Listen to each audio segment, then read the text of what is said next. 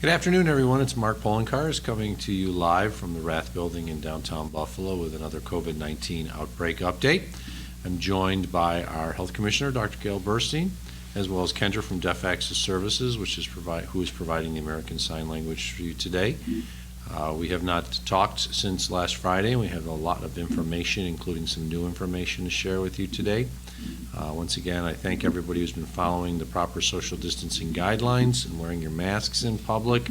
It's very important that you do that so that we can stem the tide of the spread of the coronavirus, which will then help prevent our hospitals from being overrun.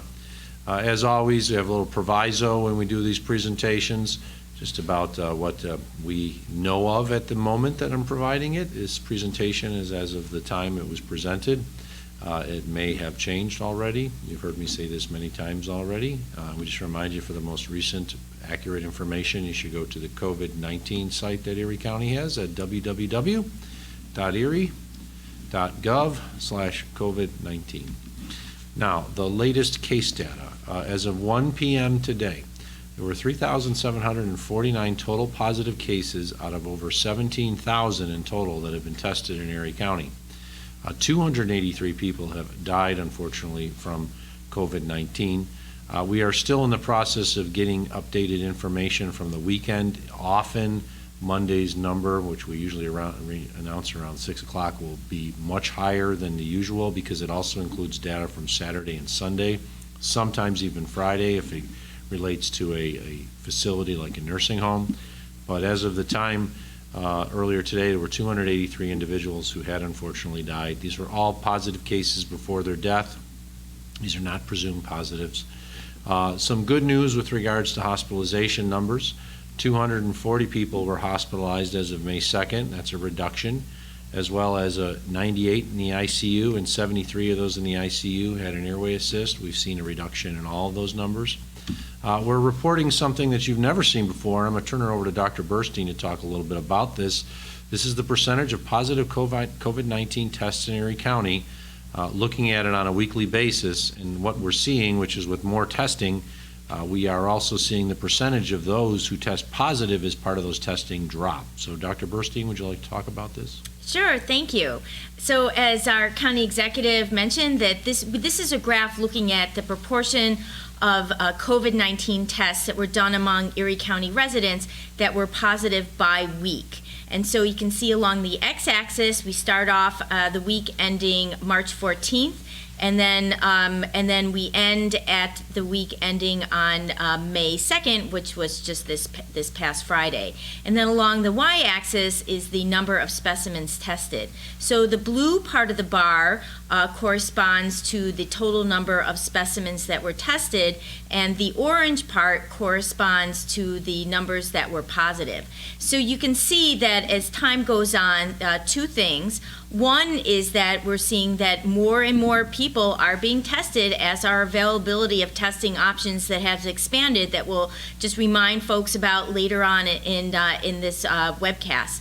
And then secondly, we've seen a drop in the proportion of positive tests, and we're hoping that that is really being reflective of the proportion of people in our community that is dropping that have a COVID-19 infection. So we're hoping that there is a lower proportion of people in our community that are COVID-19 positive. And again, that stems back to we all have to keep doing what we're doing with the social distancing and wearing masks and staying away if you're sick.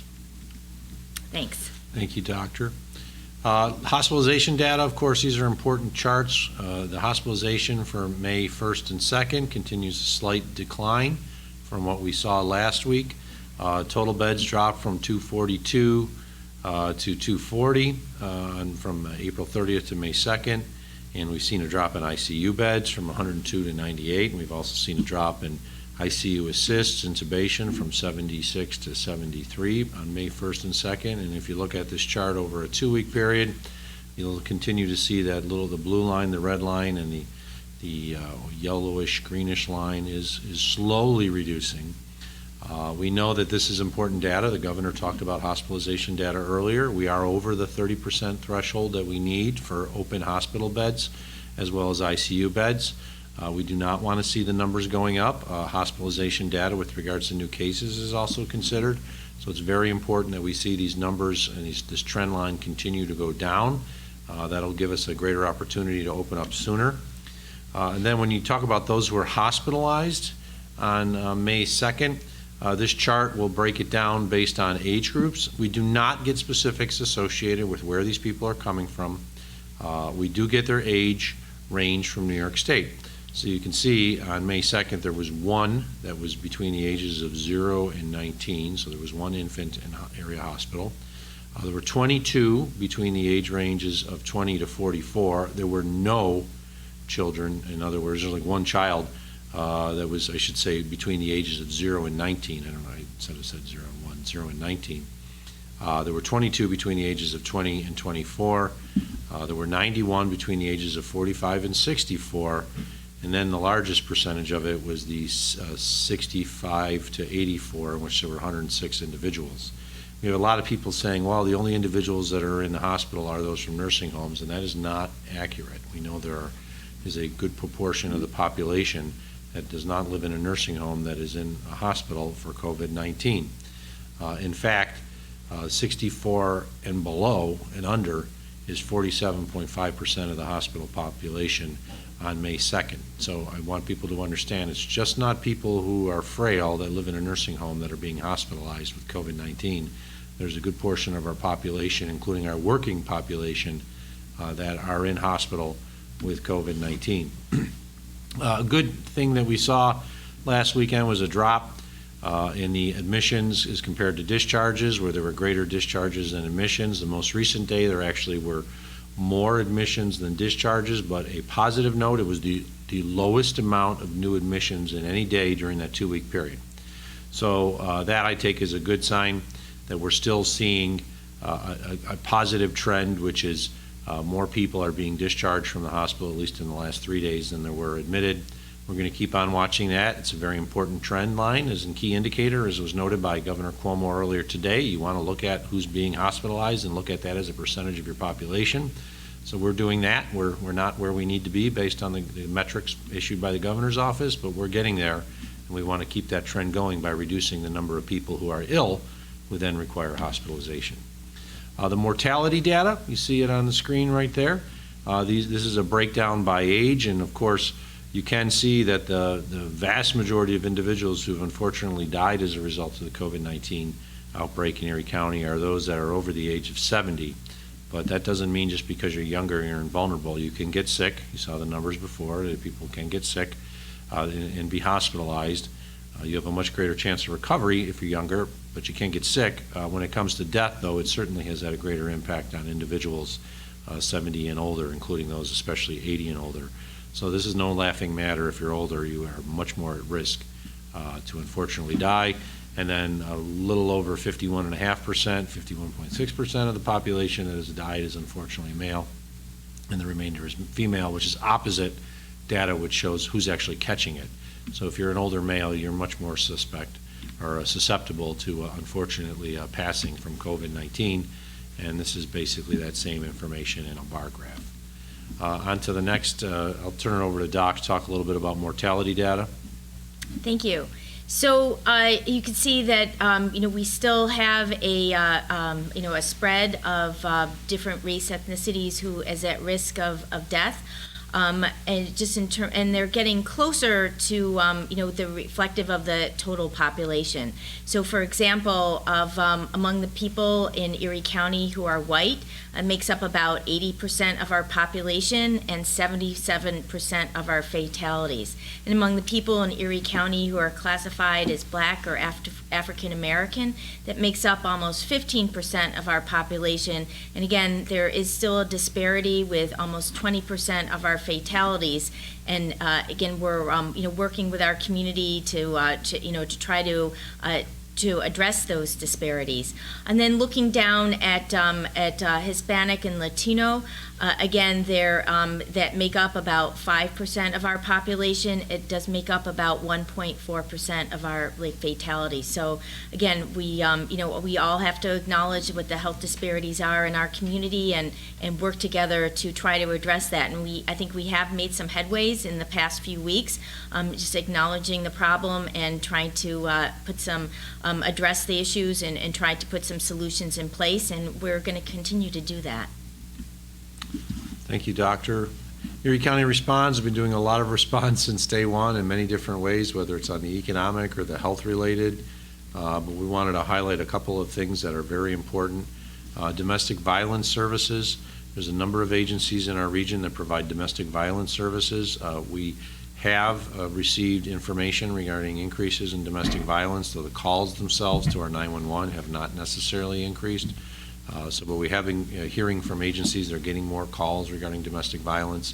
All the services are free and confidential. There's all types of planning that's available, medical assistance, including assistance with pressing of criminal charges or obtaining orders of protection, shelter assistance. If you or somebody you know needs help, please reach out.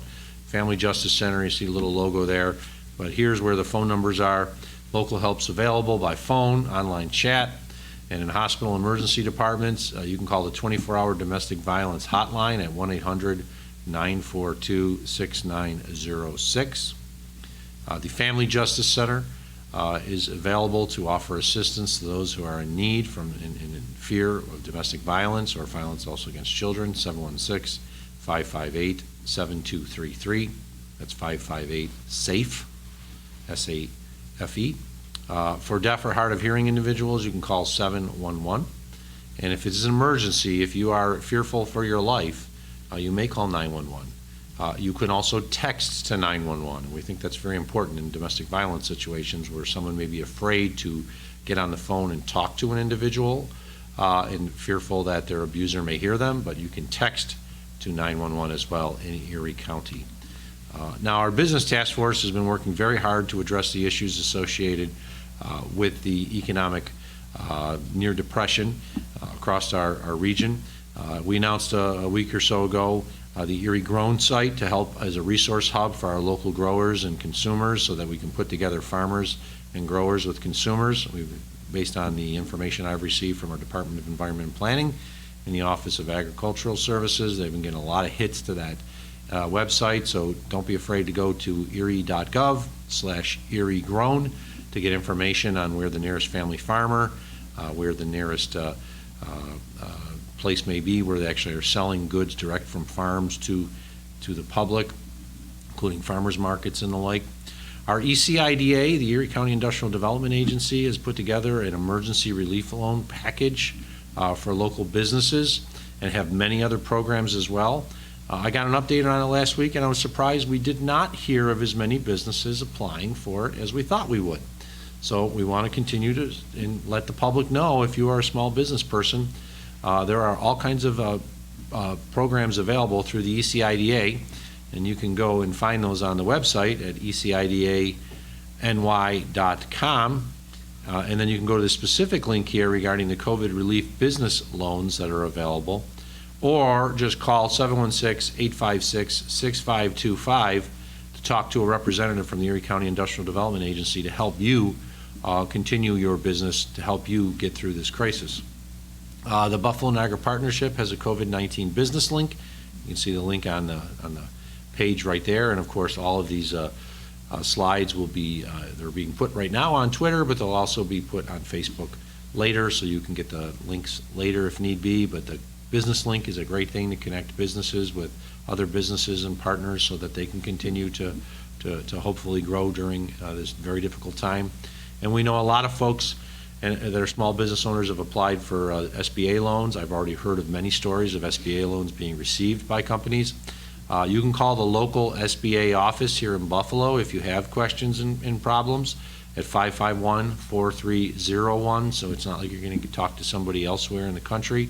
You'll talk to someone from the Small Business Administration right here in Buffalo, who probably will know your business if you talk to them about your application and why and where it stands with regards to the PPP program, as well as the just general help that the Small Business Administration offers. Erie County is also moving forward with regards to our economic plans.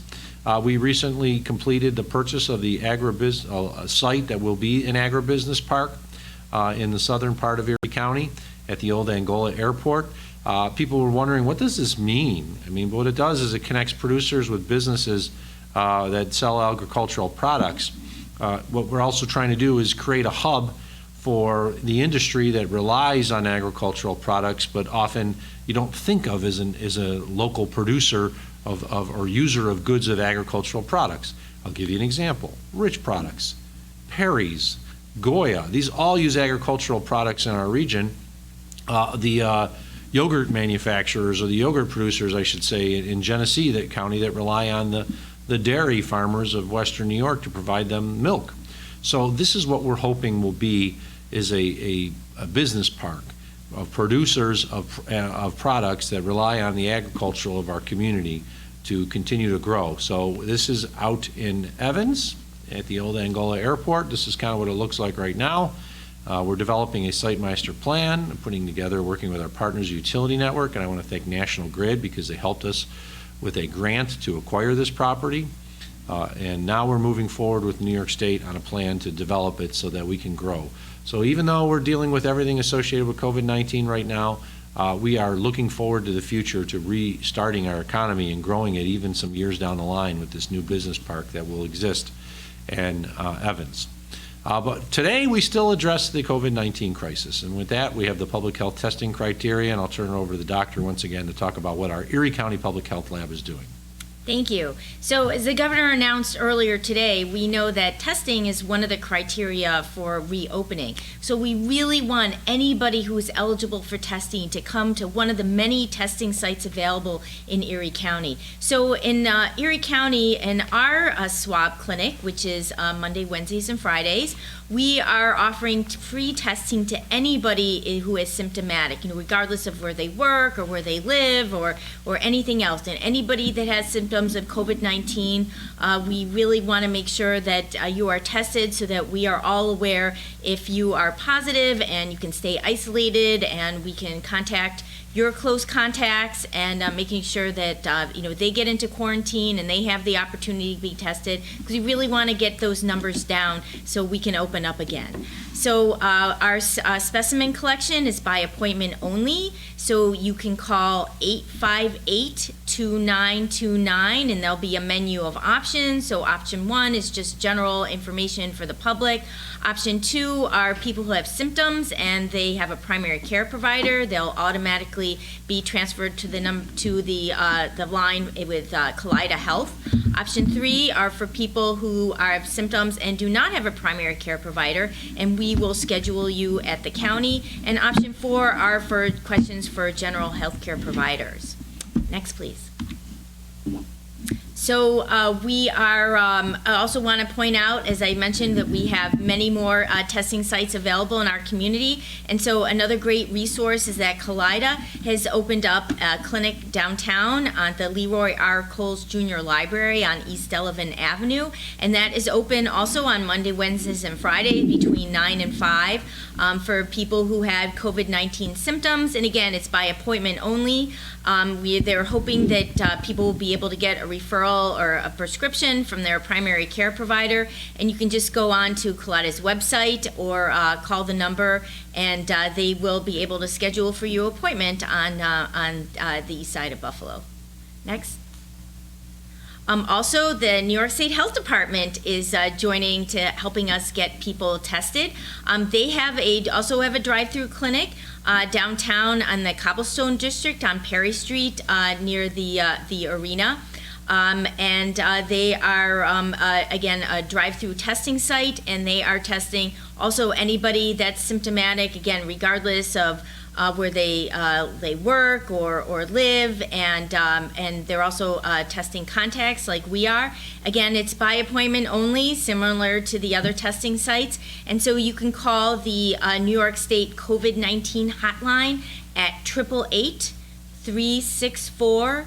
3065, and to see if you qualify, and if you do, the state will schedule an appointment for you. So I just want to talk a little bit about COVID-19 antibody testing. So there is COVID-19 antibody testing available now in our community. It is not a diagnostic test, so it will not tell you that you have COVID-19 now. What it does is it tells you that you have antibodies. And so that would mean that your body was exposed to COVID-19, you probably had an infection, whether you had symptoms or not, and it mounted an antibody response that this test is able to detect. So it does not mean that you have COVID-19 now, it means that you probably had it in the past. So there is testing available at many different places around the county. We know that some urgent care centers are offering it, Quest is offering it, and other commercial labs are offering antibody testing. You can get that order from your healthcare provider. Kaleida is. And then, we just want to make sure that we've heard that some providers are recommending to get both the nasal swab, which is a diagnostic test, and the antibody test at the same time. And, this is really overkill, because your question is either, do I have an infection now, or did I have an infection in the past? And so getting tested at both times will give you answer to both questions, but you probably just want to have one question answered. So we recommend getting either the antibody test if you want to know if you could have been exposed in the past, and which does not mean that you have immunity, it just means you've been exposed, or the PCR test, which is the nose swab, a diagnostic test. Do I have an infection now? So those are two different questions with two different tests that you shouldn't need to have answered at the same time. Next. So just talking about, I've mentioned that we've had some antibody testing in the community already. So the New York State Health Department is sharing data with us through the electronic clinical laboratory reporting system that the state sends us results every day. And so giving us all the number of the positive and the negative antibody tests. So just want to put this in perspective. We're showing you the data now.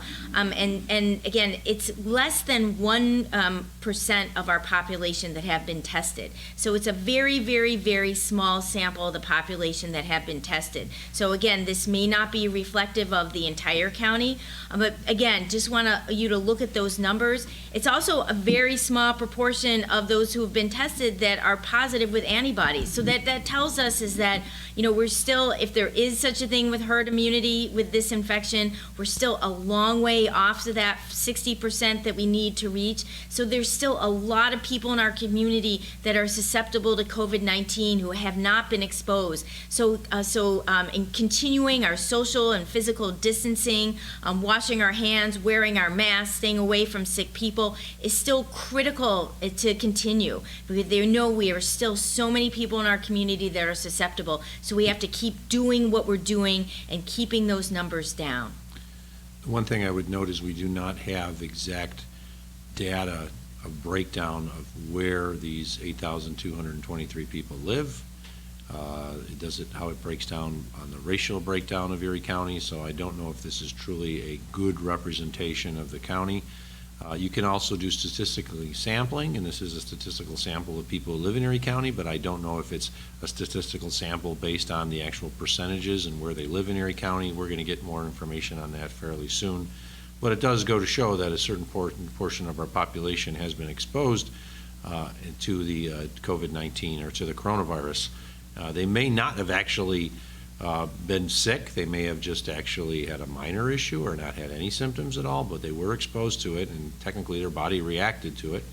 And we'll have much more information on this, but this, even at the current number, that just tells us that more than 90% of the population in Erie County have not been exposed to the coronavirus. And it is not disappearing. It is not just magically going away. It is going to be around, and the more you are around other people who you've not been around, and if you don't wear your masks, you're exposing yourself, and my concern is we're going to see the numbers continue to go up with regards to hospitalizations as more people become exposed and those people become sick. So it's very concerning, and that's why we have an antibody test plan, right, Dr. Burstein? Yes. So we, as our county executive mentioned, that we really don't have a good feeling of who these people are that have been tested and why they were tested for antibodies. So with the county, we're going to try to do our own sampling, and we're hoping to launch that soon to offer antibody testing to throughout Erie County in different locations. So there will be a testing site near you, and so we really want people to go out and get tested and at the testing site near them, so we can get a good representation of people in the county. So we have been starting to offer antibody tests to beta test our system of antibody testing to Erie County employees. So we just wanted to start and making sure with Erie County employees that we had our scheduling system right, that we had our testing system, our specimen collection system right, and that we had our reporting process right. And so we're beta testing that now, and then as soon as we are able to get the materials that we're waiting, that are on back order for delivery, to be able to draw the blood and collect the specimens, then we'll be able to launch these clinics throughout the county. But again, remember, this is going to give us information on who have been exposed, and it doesn't mean that anybody who has antibodies has any type of protective immunity. We can't say that, and we give the results back. We include a letter to clarify that. It does not mean that you will not get an infection again in the future if you had an infection once. We don't know that. And also remember, we all want the same thing. We all want to open up again, and the only way we're going to be able to do that is by keeping our numbers down. And the only way we're going to be able to do that is by continuing our physical distancing, mask wearing when we go out, no lawn parties, that's even too close. So again, keeping our physical distancing as much as we can to keep those numbers down, and then we'll be able to open up, because the coronavirus is not going away until this is a vaccine preventable disease. Thank you, Doctor. I appreciate that, and I do note, as we all saw this weekend, if you had left your house, there were a lot of people out and about not wearing masks. There were a lot of people just going about their normal business, and that's a little concerning to us, because we usually see if somebody contracts it 2 weeks later, the hospital numbers will go up. Our hospitalization numbers have been going down. We want to continue that trend. We are only going to be able to open under the standards enunciated by New York State if we meet certain key metrics, and right now we are not even close to there. There were 7 metrics the governor talked about earlier, and we'd only met 3. Many other parts of the state were 5. We need to do better, and the best way to do that is to ensure that we're not contracting it and passing it amongst each other, as well as ensuring those hospital numbers stay low. If they do, I have a much better feeling that we'll open up, hopefully sooner rather than later. I do not believe that Erie County and Western New York will open up on May 15th, but if we continue downward trend and in those hospitalization data as well as contraction rate, I think there's a good shot we could by the end of the month. But if those numbers go up, it's not going to happen. And then that's why everyone needs to be our brothers and sisters keeper. I need you to wear your mask like I wear my mask, and I need you to not spread the coronavirus just like you don't want me to spread the coronavirus if I had it. That's how we're going to open up, and if we don't see those numbers change, it's going to be very difficult to do so in the near future. With that, I'll open it up to questions from the media, and we'll start at top. We started at the bottom, I think, last time. We'll start at the top this time with Ethan Powers from the B News. Hey, Mark, thanks so much for taking the call. Just have a follow-up to the governor's press conference earlier when he was outlining where different regions of the state currently stand in relation to a potential reopening. One of the ways he showed Western New York lagging was in contact tracing. The chart showed that regions need at least 30 contact tracers per 100,000 residents, I think it was, and showed Western New York's 414 tracers as insufficient. Is there a potential for us to upgrade that number, or is that category maybe one of the ones we just won't be able to meet in the near future? Well, I don't believe any region in New York State has actually met their contract tracers. We do know that New York State is actually hiring contact tracers. They have contacted us. They've contacted the Department of Health, and it's my understanding they're going to be hiring contact tracers. So we are working with them to make certain that that number is as high as it needs to be. As you noted, 30 per 100,000, which for Erie County means it would be a little less than 300 just for Erie County alone. Buffalo Business First, anybody there? If not, the Buffalo News, I believe Sandy Tan's on.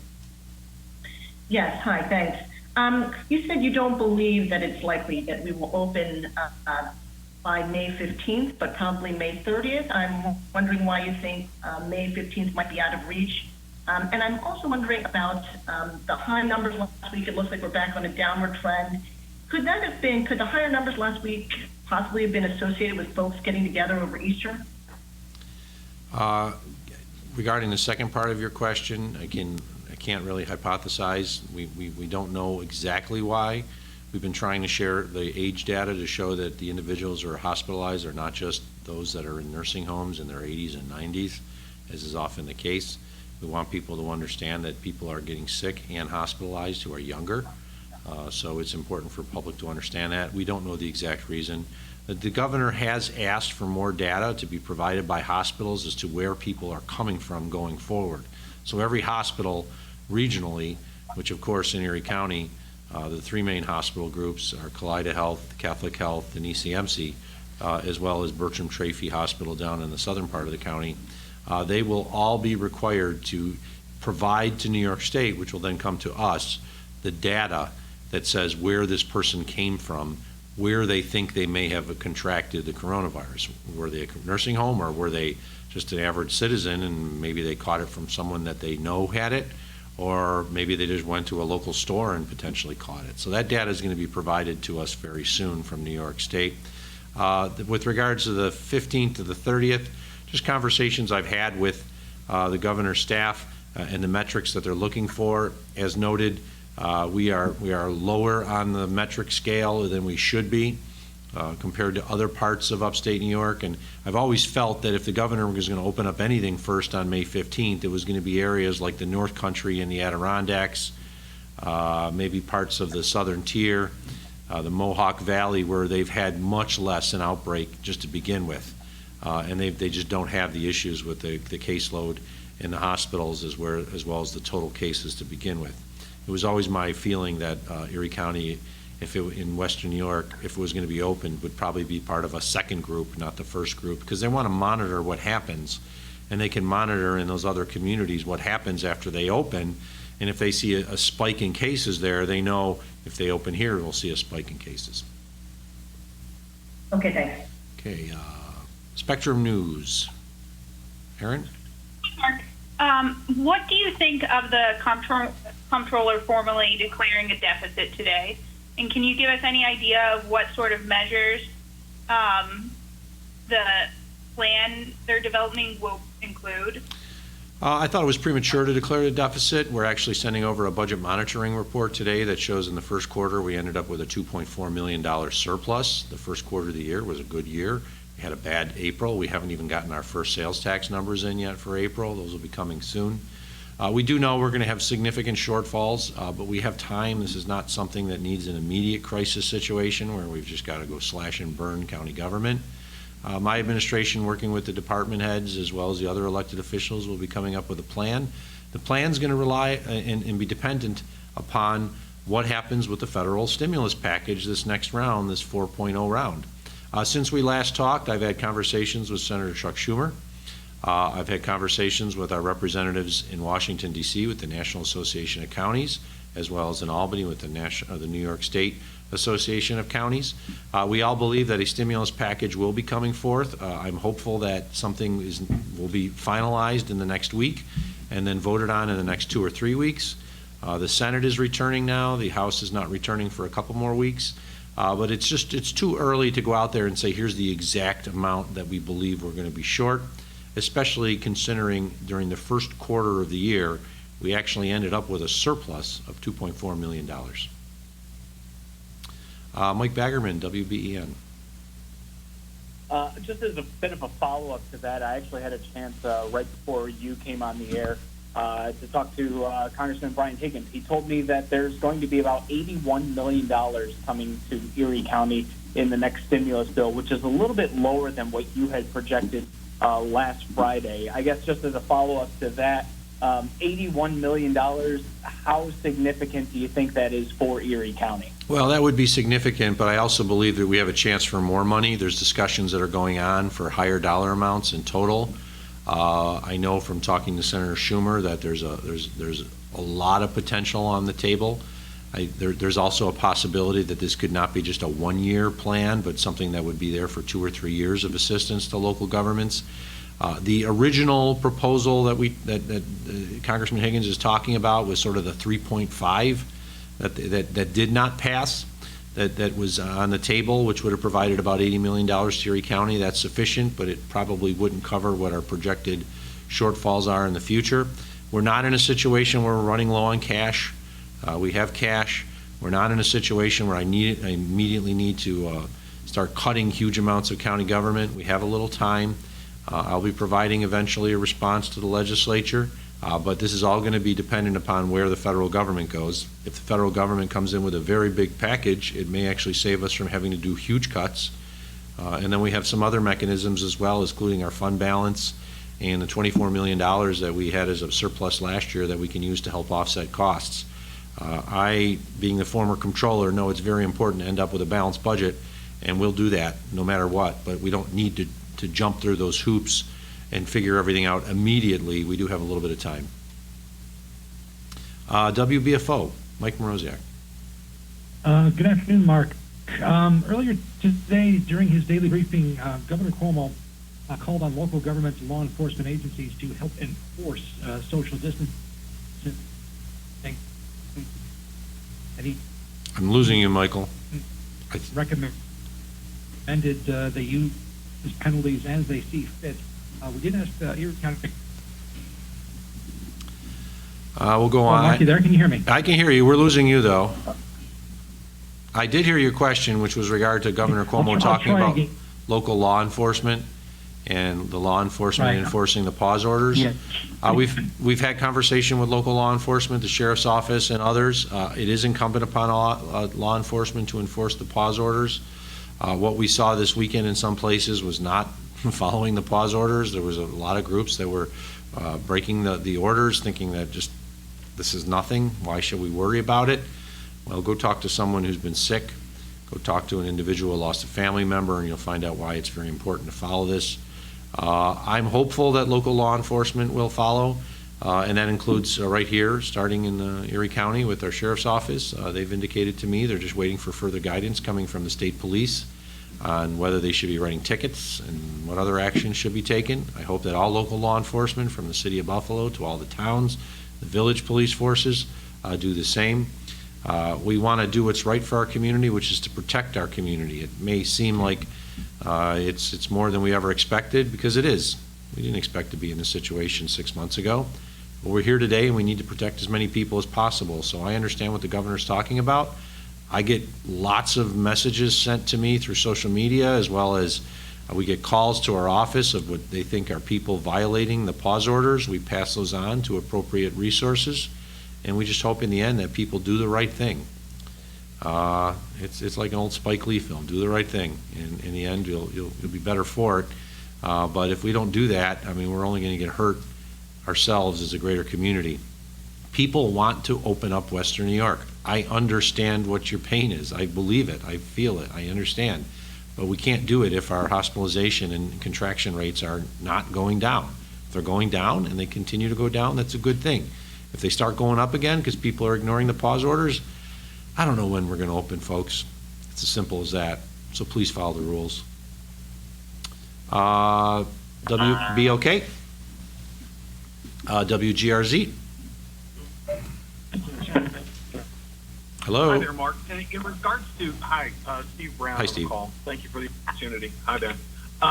With regards to the planning that you have, anticipating revenues not coming in, could you explain how it is that your mindset is on approaching this particular budget? Because there are other folks, Mayor Buffalo for one, who've taken a different sort of plan towards preparing for what is anticipated on shortfall, where you have ordered commissioners to come in with adjusted budgets with cuts. The mayor has decided that he's going to leave everything as is, relying on that federal money to come in. Could you explain your approach on this? Well, I'm one of those who doesn't want to count his chicken until it's hatched. And the money from the federal government, which we hope we receive, and I've gotten assurances there will be another round, but I don't know exactly how much. I'm hopeful it's more than the $80 million they've talked about, because we're looking at a projected, based on economic forecasting, potential $220 million shortfall. Now the shortfall might be less. The amount of money we receive from the federal government could be higher. And considering the mayor had just to release his brand new budget, that's a little different by law because he had to release it by May 1st. I am not releasing a brand new budget. We're making an adjustment to the existing budget, which is important because we're in the middle of the budget year, so it's not like I can come up with a brand new budget. I can't speak for what another elected official is doing. All I can do is feel and do what is best for the people of Erie County and Erie County government. Do I want to come forth with some major cuts to county government, including jobs and services that the public wants? No, I don't. But I also have an obligation to end up each year with a balanced budget. So we are going to take our time because we have time. We're not going to just do a rush announcement and say, here's exactly what we're doing, and then have it potentially be wrong because it's based off of incorrect statistics, incorrect data. We haven't even received our first sales tax report for this period of where we've seen lost revenue, which is April. We have our report in now for the first 3 months of the year, and we actually had a little surplus at $2.5 or $2.4 million. So that's good because that $2.4 million could be used to also offset costs that we know we have to pay for, but revenues we won't have in the future. I can only do what I'm doing. I can't compare it to someone else. We're going to put forth a plan, but the plan's also going to be based on hard numbers, hard data like sales tax that we lost, and then projections going forward, but also what we believe we'll receive from the federal government, which is once they actually approve a plan, we'll know not only what we believe we'll receive, but we will receive. WIVB, Marley Tuskus. Yes, thanks, County Executive. This question is for both yourself and Dr. Burstein. With everything that we saw this past weekend in terms of many people not complying with the pause orders, we are also less than a week away from Mother's Day, which many people will want to go and spend time with their families. What would your message be to those people who might be considering breaking quarantine or isolation or the pause orders? I'll turn it over to the mom here. Well, my family, we traditionally get together for Mother's Day brunch, and we are still continuing to plan to get together by Zoom. So again, we're trying to take advantage of available social media opportunities and using a virtual get-together, Mother's Day get-together. Again, my mom is in her 80s. I don't want to expose her to, to the outside, to people in the public, to other relatives that could be asymptomatic and infected and shedding virus.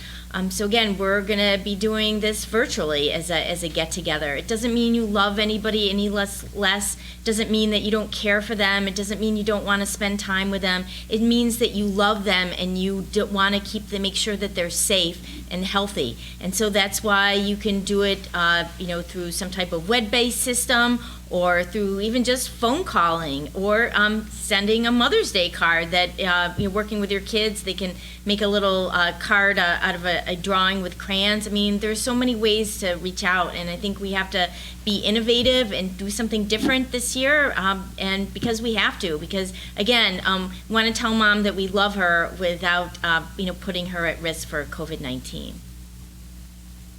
Yes, I think we all, if there's any person we'd really be upset if we got sick, it's your mom, and the best way to do that is to communicate through the other methods and let your mom know that you love her, but also let her know you love her and I'm not going to potentially expose you to a virus that could kill you. So I'm hopeful that people will follow the pause orders, and then when this is all over with, we can get back and be with our loved ones and celebrate whatever day it may be then that we made this through all together.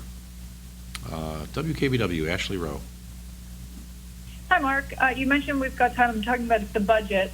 You mentioned we have time. Does that apply to layoffs and jobs as well? I know you've been talking about your concerns about layoffs for the last couple of weeks. Yes, this is all part of the plan. I'm not going to just slash and burn county government just to do it. I don't think that would benefit anything. We provide some key services to the general public. We came up with a proposal or recommendation to the departments and elected officials to find 13.1% on an annualized basis cut from your department.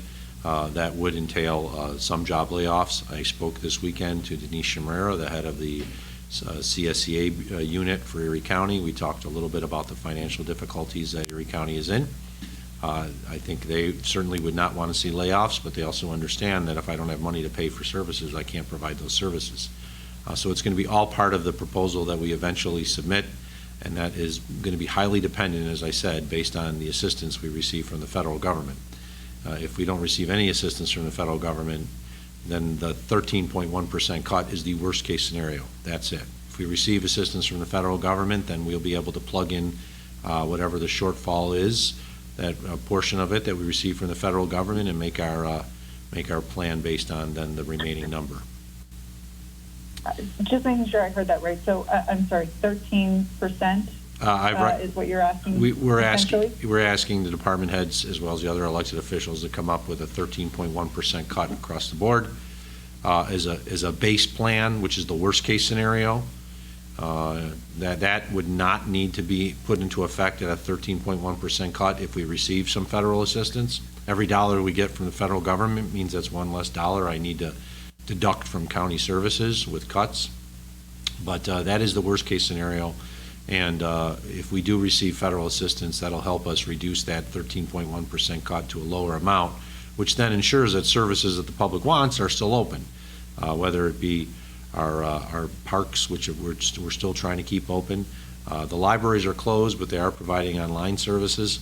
There's other programs that are not deemed essential that are still part of the county's portfolio, so to speak. And then there's essential services that we have to provide under the law, but does not necessarily need to be provided in a particular manner. We just have to provide it. So those are all things we're looking at. Thank you. Back up to the top, Ethan Powers, any other questions? All set for today, Mark. Thanks. Okay, thank you. Sandy, any other questions? Yes, I did.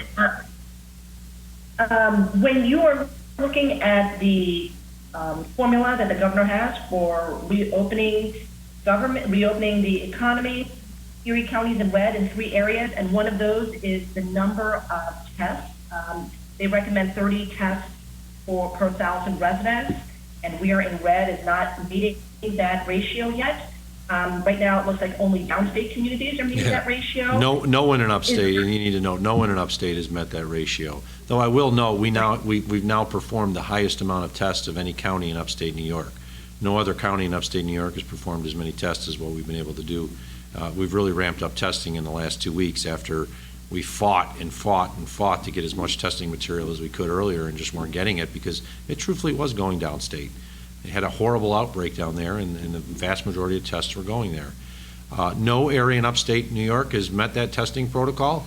We're probably doing a little better now than some of the other areas because we're doing so many tests on a daily basis. There's thousands of new tests that are being clocked in per week, and I think it's important that while we're not exactly there yet, because of the number of how we're doing on a daily basis between Erie County, New York State Department of Health, Kaleida Health, Catholic Health, ECMC, all the private entities that are going through Quest Labs and BioReference and LabCorp, we are at least headed in the right direction now where we were a few weeks ago when we were not in a very good position with regards to testing. Right, so my question was, do you anticipate or is it too early to know whether you might be able to meet that threshold by May 15th? I cannot answer that question. I think it's a little too early to know. It's just one of the threshold items and key indicators. It's not the only one.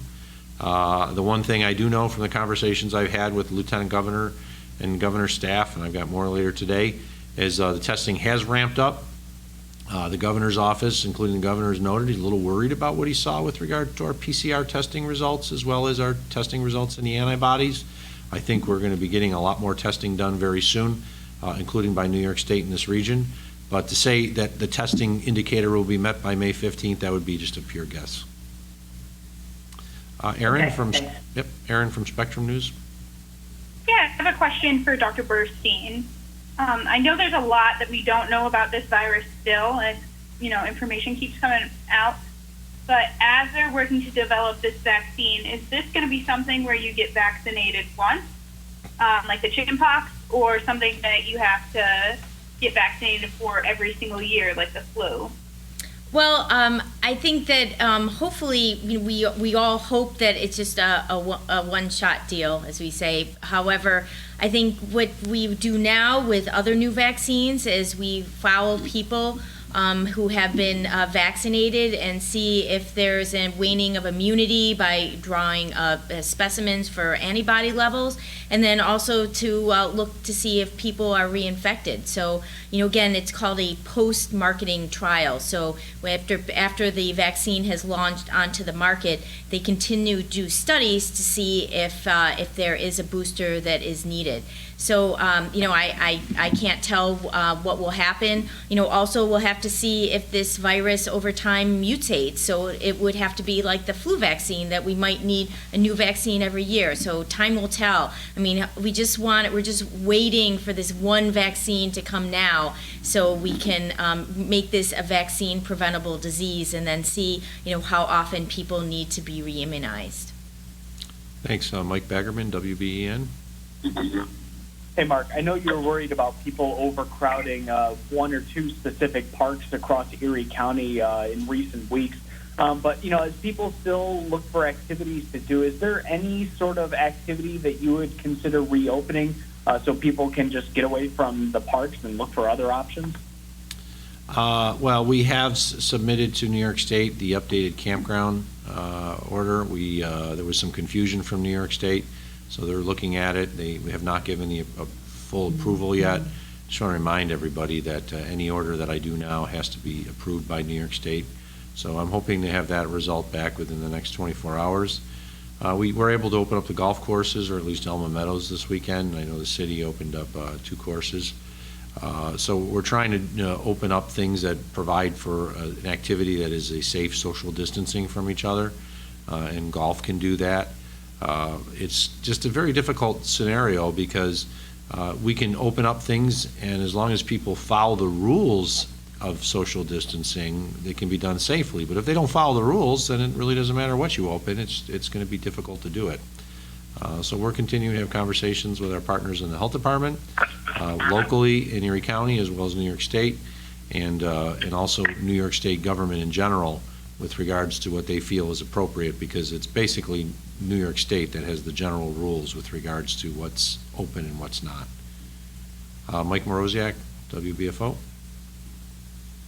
Any other questions, Michael? Yes, sir. Thank you. Okay. Thank you. Steve Brown, have any more questions? Yeah, I want to follow up from Friday. You mentioned that there have been discussions by the New York State Health Department about more, persistent, aggressive testing inside of nursing homes, staff, residents. Is there anything more on that? I believe there is. I'll turn it over to Dr. Burstein.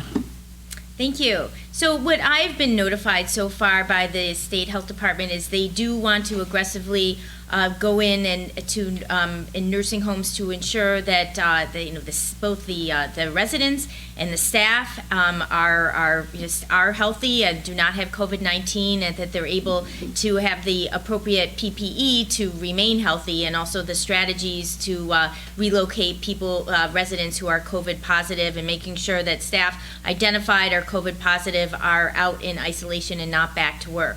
So I've been told that they have a strategy where they are going to be trying to go to a different nursing home each day and test all residents and all staff for COVID-19, and then take the appropriate actions with those results.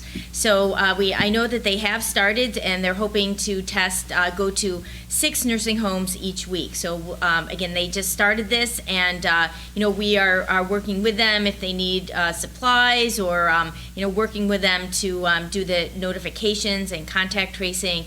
We really want to be partners in this with them. When we're talking about 6 nursing homes per week, we're talking about 6 per week within the Western New York 8-county area? I believe this is something that is going to be done through the entire western region, including Monroe County. So I know in Erie County, I was told that they're going to be going to 6 per week. Okay. Been informed we have Western New York Media on the line. Do you have a question? Mark. Hi. How are you? Just going back to the budget for a bit, there's been talk in recent days about bringing back a heart control board to Erie County. The reason that was initiated way back when, as we all recall, is because the Republican administration at the time famously needed adult supervision.